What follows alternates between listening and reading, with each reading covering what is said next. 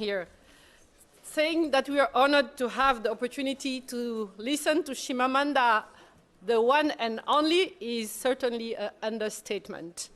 And an author who I have in deep esteem. And as someone who shares her African roots, moved by her nuanced and vivid depictions of African life, particularly her insights on the civil war in Nigeria.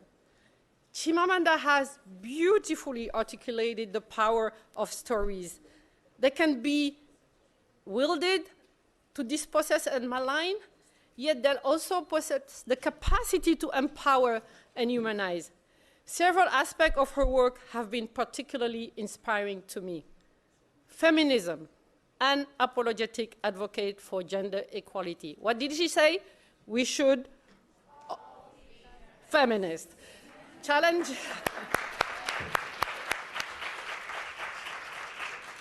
Challenging gender stereotypes and the notion that feminism is an exclusively Western ideology. Identity. The complexities of identity, in particular African identity, reminding me close to home of The Ambiguous Adventure by Sheikh Hamidou Khan. Struggle to reconcile traditional African identity with the influence of Western education and culture. Politics and social justice, highlighting issues such as poverty, inequality, corruption, immigration and diaspora, experience of migrant and forced displacement, hope. Her writing celebrates the fact that the human spirit can stay intact even amidst the most daunting challenges. All these themes are not only relevant to World Bank's mission, but align with the Fragility Forum themes. We included the segment with Changemakers in the Fragility Forum for a reason. During this forum, we are looking into questions that are central to the World Bank's mission. How can we enhance our effectiveness of our intervention, remaining engaged when countries go through conflict? How can we play a better role in preventing conflicts? How can we manage better the spillovers of conflict, such as forced displacement, which are compounded by climate change? However, we must acknowledge that there are times where we fall short, when our imagination does not rise to the challenge. And it is through the lens of writers like Adichie that we can adopt new perspective, find inspiration as we tackle these arduous issues in the most challenging environment. We are immensely grateful to Chimamanda Adichie for sharing her precious time with us this afternoon. Now I'd like to hand over to Femi.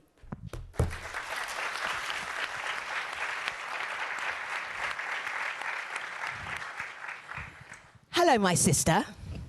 Hello, darling. You work with words all of the time, and as you are in the Changemaker signature series in the Fragility Forum 2024, I looked up the definition of changemaker to make sure that you qualify, because you know how much Nigerians love qualifications. Changemaker, intentional about solving a social problem. Empathy for others. I hope so. Okay. Driven by a genuine goal to make the world a better place. Yes. Okay, good. Motivated to act. That's a long pause. So I'm already thinking about how we need to qualify that. With an example. What do we mean by act? Yes, I would say yes. Keep trying to make a difference. Yes. All right. You've got most of those correct. You can stay. Thank you. So, Chimamanda, you, in your work, you write about conflict in different circumstances. Often it's human relationships conflict. In one particular novel, Half of a Yellow Sun, it's actual war, conflict in Nigeria. How do you deal with conflict in your work as a writer? I think, well, thank you for being here. I'm really happy to be here, and I'm really thrilled to be with this wonderful woman in particular. conflict in my, I don't think I set out, I think one of the things about storytelling and writing is that I don't know that one sets out and says, I shall write about conflict today, right? I mean, the stories call you, stories speak to you in a way. And so for Half of a Yellow Sun, for example, when I was growing up, I was so aware that my family had experienced something and that the shadow of it still existed.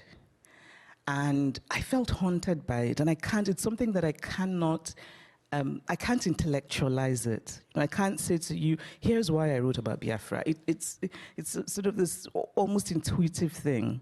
And when I decided that I was ready to write it, I wanted to write about human beings. I mean, yes, the Nigerian Biafra War had happened, tens of thousands of people had died, but also I was interested in food. What did you eat the morning that you had to run from your home? What did you take with you? Because I think in some ways, conflict shows us what matters most to us. And so I remember my uncle telling me that when they had to run from my hometown because the Nigerian soldiers were advancing, the thing he did was to collect all of the photographs they had. And I was very moved by that because it just said to me that when we're faced with this thing, what we're thinking about is that we want to keep our memories, And that's the reason we have one photo of my grandfather, because everything in their house was destroyed, but my uncle had taken the pictures. And so I now have that picture of my grandfather in my house, So I think I want to understand what it is internally in human beings that changes in conflict, that leads to conflict. So I mean, obviously I think talking about this in big terms is important, but I also think that it's important to think of it in the smallest of ways. If we're looking at the Fragility Forum, we are looking at conflicts that are all over the world. As an artist who is very engaged with the world, what particular situation that's fragile, involving conflict or violence, is in your mind right now, top of mind, that you want to share with us and your perspective of what is happening? I think maybe that two things. I think the first would be the Palestinian people. I just find it now almost unbearable to watch the news or even to read about what's happening there, because it just seems to me deeply immoral that people who are barricaded in a very tiny area are just being bombarded. Human beings, civilians, children. I find it deeply, deeply affecting. It's just actually, and I was reading yesterday about the writers who have died. And of course, everybody matters, but I remember thinking, so now even the people who will tell the story are gone, the Palestinian writers who've died. And so that is very much on my mind, especially thinking about children. I find that the older I get, the more unbearable for me it is to think about a child being hurt. And the other thing I would say is, in Nigeria right now, there's just so much hunger. And obviously that's different from being bombarded, but there's something about not being able to eat that I also find deeply immoral, by which I mean that you have a government that has taken decisions that ultimately translates to people being so hungry that their dignity is gone. And that just utterly breaks my heart, and it's going on now in Nigeria. Actually, yesterday and today, people have been protesting. And there's just something, sometimes you just think, what the hell is going on with the world, right? There's just, and I find myself thinking, what if Putin had been well loved when he was a child? I mean, I don't know, would it make a difference? What if Mr. Netanyahu did? No, I better not. So if there were more hugs? No, honestly, I mean, it's easy. And darling, you did great today at school. No, not even so much that as, I think that's a very Western idea of love. You know, people say, my mom didn't hug me. There are many people all over the world who were not necessarily hugged every day, but grew up knowing that they were loved. I remember when actually it was when, I think it was when Russia, I think it was Crimea, I then sort of wanted to understand. So I went and read a biography of Putin. And honestly, I remember thinking that if certain things had happened differently in his life, would we be where we are? So I guess this is maybe a way of saying something larger, which is that I really think leadership matters. And I don't mean, yes, the policies the leaders take, but also the personality and how they look at the world. And yes, how they were loved. It makes a difference. Hugs or not. People gravitate towards your stories, the way you see the world, your essays, your short stories, very often talks that you do, not even the books, the talks that you do. They resonate, people share them. Beyonce samples them. Your work seems to transcend many parts of the world and all over the world. So that really is the way you tell a story, the way you put a narrative together. That has value and power. So in a venue like where we are at the moment, at the World Bank headquarters, people also watching online around the world, that power of telling a story, using narrative, what can it change in the world? I hope it can change a lot. I'm just thinking about the way I tell a story. I think maybe I'm very interested in truth, but for me, truth is not, and I like to make a distinction between fact and truth. And so when I was writing Half of a Yellow Sun, for example, I would often say to people, I know the facts because I've read everything published about this war, but now I want the truths. I want the sort of textured things. And so I think telling stories about, you know, and often, yeah, I mean, I'm also very resistant to romanticizing things, even though there is a very strong streak in me that wants to romanticize. Because, you know, I love love. I'm actually just hope there's a part of me that's just hopelessly, why can't we all love each other? But then there's the other part of me that I sort of like to call the real politics side of me. And I want in my storytelling to merge both. And so, you know, in other words, if one writes about somebody who's done something really remarkable and good, it doesn't necessarily mean that that person is perfect because we're all flawed. And I'm interested in that. And I think maybe that's what people, I hope maybe that's what people kind of respond to. I don't like purity. You know, I don't trust it. And I also don't trust perfection. So I have seen storytellers who have gone around the world. They've spoken in displaced people's camps. They've encouraged young people to tell stories, to draw pictures. It's genuinely used as a tool. Yeah. Yeah. Oh, of course it is. I mean, therapists will tell you all the time that even your ability to tell yourself your own story is important, how you tell yourself your own story. Which is why I think there are many people all over the world who are told to look in a mirror and say, I am great. I mean, that doesn't work for me, but I appreciate that it works for some people. But no, I think it's also that we need to, even just the idea of going around asking people to tell stories and draw pictures, I think it's also a way of giving people dignity. And I think that's so important. Saying to people, what you've experienced matters. And what you've experienced isn't necessarily the same thing that somebody else has experienced. I mean, I'm really interested in, this is the other thing, just thinking about storytelling, in the sort of, in multiple perspectives. I've found that people who read fiction, and I wish more people would, and I'm not just saying this because I write fiction, but I mean, there is that. I think if you read fiction, you start to know that your perspective is not the only perspective. And it's so important, right? That people say that you don't stand in one place to look at a masquerade. So people, you know, you sort of stand in different places to see it in a sort of holistic way. And it's so important to think about conflict in that way as well. People understand things differently. People remember things differently, you know.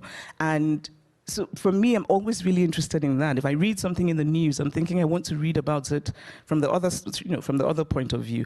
It really just, it helps you understand. And as a storyteller, even if you don't use those facts in the story itself, it informs the writing, right? It just brings a particular quality to the way that you tell the story.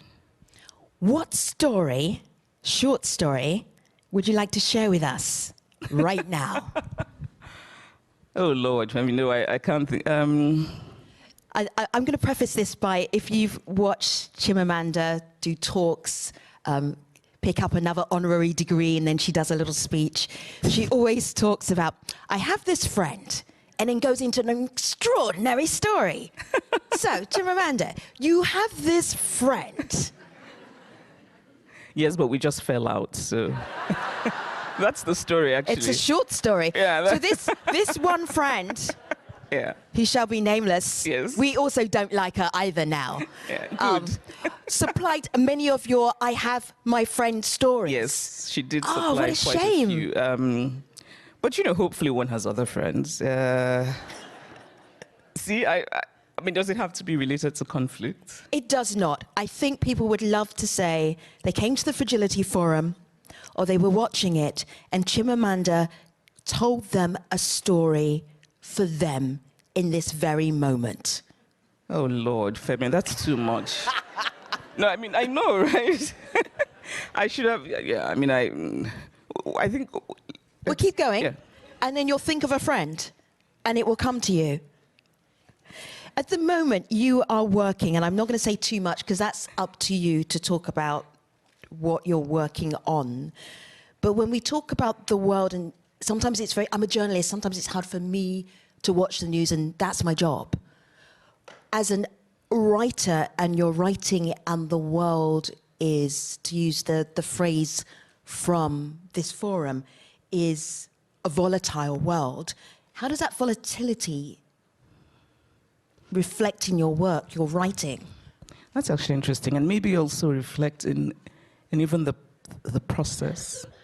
So I'm working on a novel. I feel more confident now to say that because I'm very superstitious about my work, and I feel as though for a while I've been banished from my creative self. And there's a lovely see, I'm blanking, so I haven't slept. Who said this? Who said that when you're not writing, you feel as though you've been kind of divorced from yourself? And I felt that for a while. And so being able to get back into that space is just, it's just magical. But what's happening to me now, I find, is that if I wake up and I sort of look at newspapers first before I write, I don't know, it deflates my spirit. So what I've been doing in the past sort of few weeks that I've been in writing hibernation is that I'm not looking at the news. It's still difficult. Sometimes you sort of find yourself looking. But just the idea that the world, it just doesn't, there's just very little to be hopeful about, but I'm still hopeful. So in addition to being superstitious, I'm addicted to hope. I think that as human beings, we have no right to despair. Like we can't, because if we do, then all's lost. But it's even just thinking about this country and just Nigeria breaks my heart. The US is it seems to be sort of hurtling to another disaster, which will remain unnamed. And so there's just. Sometimes I just think, what the hell is going on with all these people? Like, why can't people be sensible, you know? And then, of course, it's easy to think, well, if I were in that position, I would do it better. But who knows? Actually, I think I would do it better. I think I would. If you would like to chat to Chimamanda, there is a microphone there in the middle of the room. Do not be shy, because we have 15 minutes left. If you stand there, I will see you, and then you will be able to talk to Chimamanda right in the center of the room. And we continue. Every summertime, you spend time with young people. Yes. And you teach. Yes. What do you get out of it? I can see what they get out of it. What do you get out of it? Oh, I do. I actually love teaching because I learn when I teach. It's actually, I found that when I started doing this workshop, which is, and they're not, they're actually young at heart. I'm young. The idea is if you're sort of new to writing, it doesn't matter how old you are. And my vision for it was to be Pan-African. But of course, Nigerians dominate because, we're Nigeria. Hello. If there are any Ghanaians here that want to open their mouths, we will talk about this after this chat. You see, Senegal, they're even talking. So we are teetering around the great conflict about jollof rice. There is no conflict. Nigerian jollof is superior. Yeah. The Senegalese claim that they invented it. We don't really care who invented it. We care about who's perfected it. And that was the technical session about jollof rice. Hello, sir, your question. Good morning, and thank you very much. Michael Rodriguez from Action Against Hunger. Very much an admirer and a raiser of 4 feminists in my family, only one of which is a woman. Thank you very much for your books and your works. You sit on the top shelf with Tony. Thank you. Thank you. That's so kind. Thank you. I appreciate that very much. And also really love the idea of just one feminist among 4, one female feminist among 4. We need the boys and men. We really do, especially because men, for some reason, seem to prefer listening to men. So we need the good men to do the work.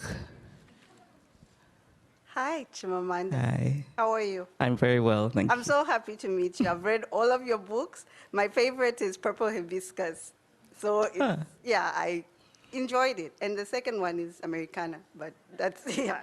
So, completely relate. And on the comment of jollof, you may have won the jollof, but I think the Africa Cup escaped you.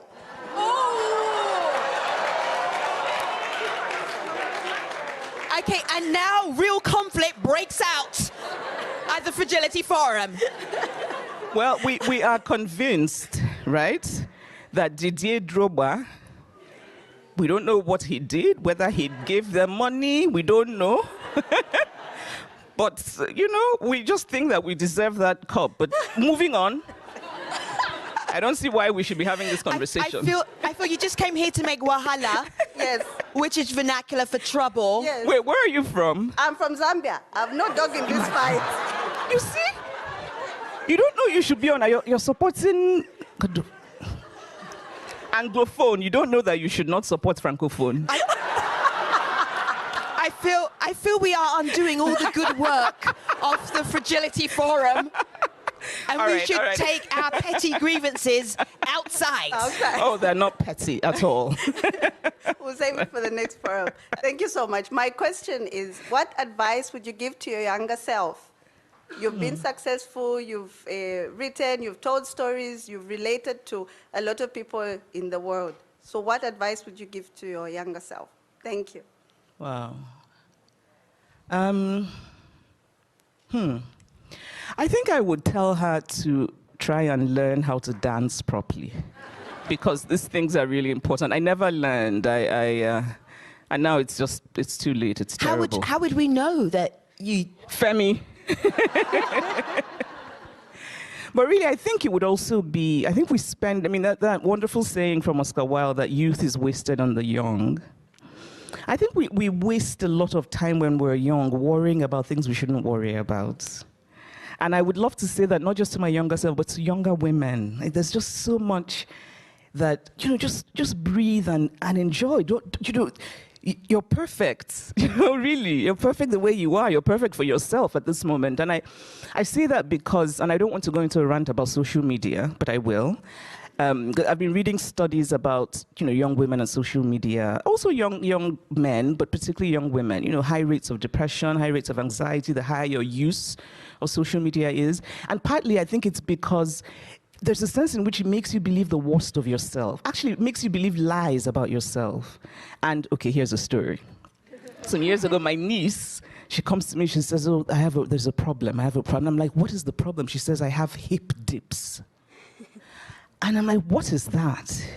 So apparently there was now something on social media that had told young women that if your hips didn't do something, maybe it didn't flare out, it was a problem. And this problem was called hip dips. And there were exercises you should do to change it.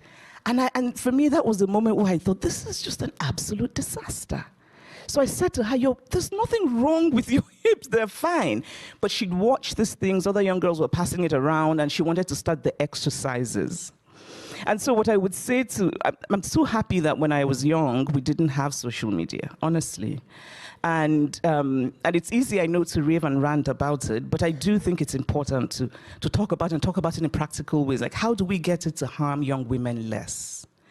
And I would say to young women, stop worrying. Like, young women don't see their beauty and their worth. And I would say, go out and take a walk, go running. Like, breathe, discover things, read a book. I think I spent a lot of time, my younger self, caring about just nonsense. What did people say about me? What did they think? And now, I'm 46, and I'm just like, why did I waste time? I could have read more books in that period. I could have learned how to dance when I was wasting my time with nonsense. So yeah.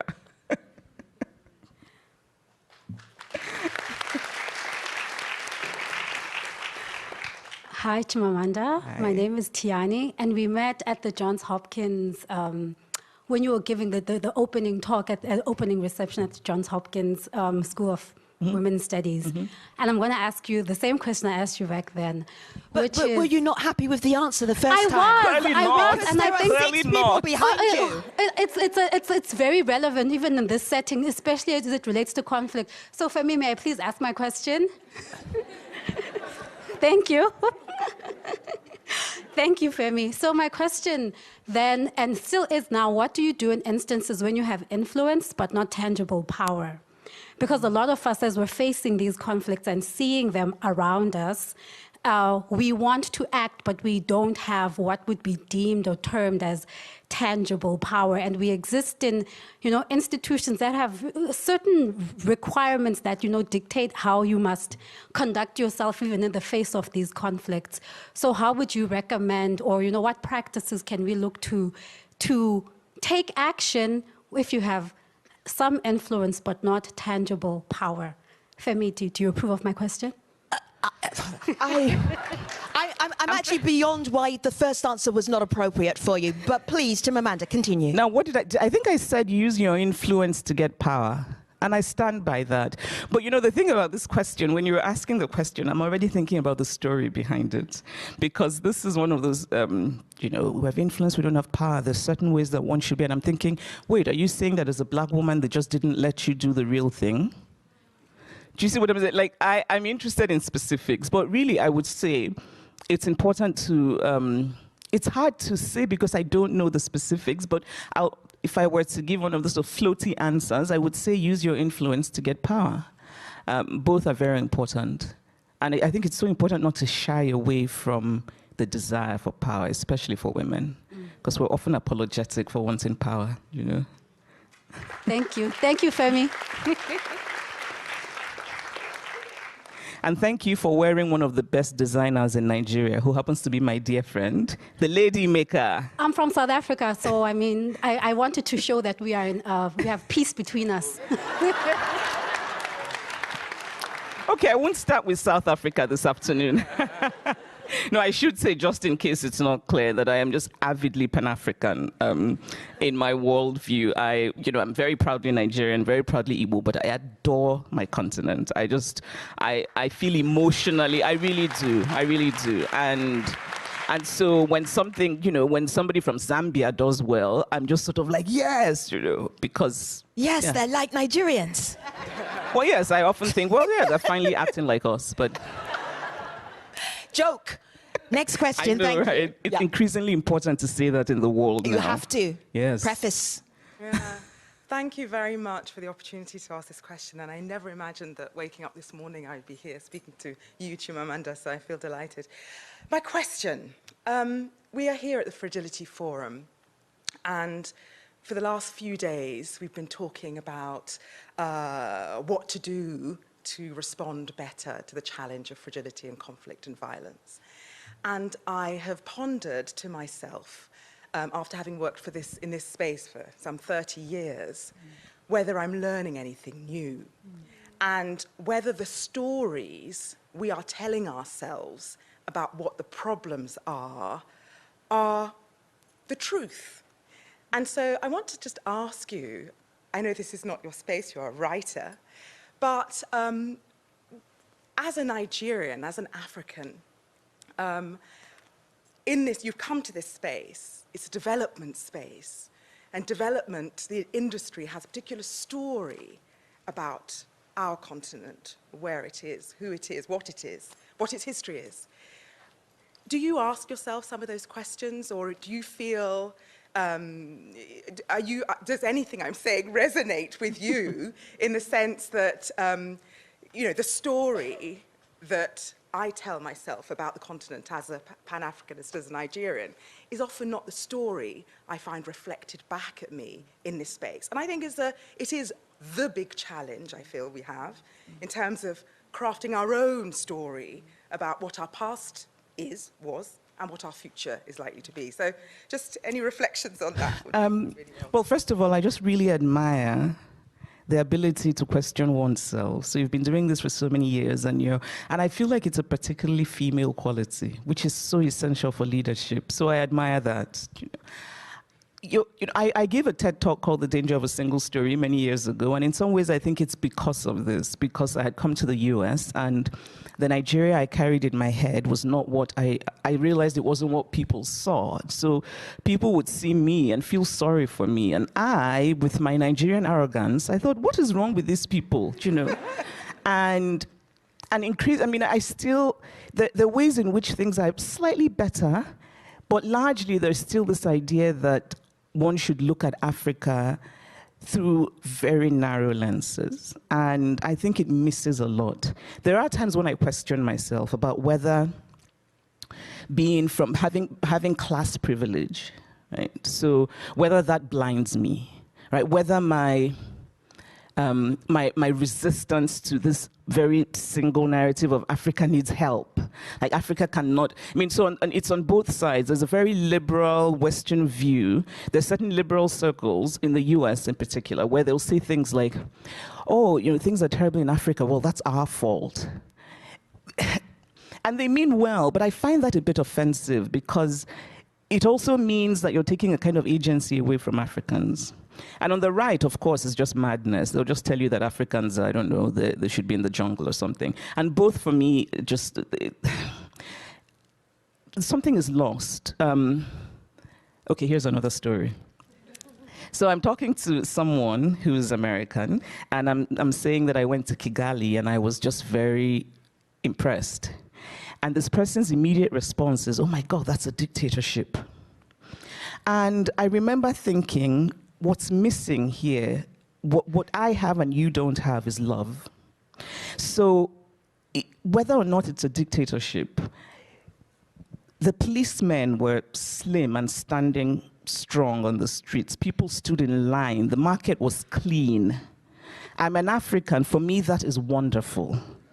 And so, no, but really, and so there's a sense in which I can recognize political problems if there's a dictatorship, and also the part of me that loves cannot just see it only as a dictatorship. I also see it as an African country that in some ways shows what we can be and what we can do. So I was looking at the market thinking, my God, I really wish that Tejo Show would be this clean. But also it shows me that Tejo Show can be this clean, So I think maybe it's, and this is why people like you and all of these brilliant Africans who are in positions of this sort, and we also need to tell the big white men to listen, is that we can't just have a very narrow view of our continent, because if we do, then in some ways we are unable to actually do the work. Because if you're looking at Africa only as a place that, okay, here's another story. I went to a thing once with unnamed celebrities. Excuse me? And first letter, last letter? No, that's not going to happen. Fill in the blank. Forget it. All right. And I'm very reluctant to do this thing where it's about people, because I often think that problems are about larger things. Sure. That if a celebrity says something stupid. You were out with a celebrity. No, I happened to be invited to an event. Okay. And they were talking because they had done some work in Africa. But I was struck by how all of the talk was about somebody who had worked here and worked here and worked here. So how was Bono? No, it wasn't Bono. It was not Bono. And I remember thinking, my Angelina. goodness, Femi, stop. And I remember thinking, my goodness, this is not how I look at this continent as a place where work is done. I mean, I remember just being struck by that. And I also remember that nobody mentioned a single African. Nobody. And, listening to them, I'm thinking, my goodness, something is missing, right? And also a woman in Paris who said to me, oh, Mali is terrible. There's nobody there who can lead Mali. And I remember thinking, you're crazy, right? Because of course there are Malians who can lead Mali. You just don't know them. So, yeah, I mean... So Chimamanda, I'm going to ask you this, and very briefly, how do you deal with disappointment in a sentence? Because I have 7 people here who are hugely going to have to deal with disappointment. But it will make them feel better if they say, but Chimamanda gave me tools to cope with my disappointment. As Can we get Femi a told selfie me with her? to go and take your seats. I'm so sorry. I think I rambled on. I'm How so about sorry. a selfie with us after? Yes. All right. I'm really sorry. I very rambled on. Thank you. Thank you so much. You're amazing. Amazing. How do you deal with disappointment? Oh, I don't. I don't. Yeah. Actually, I figured that. I don't deal with it well at all.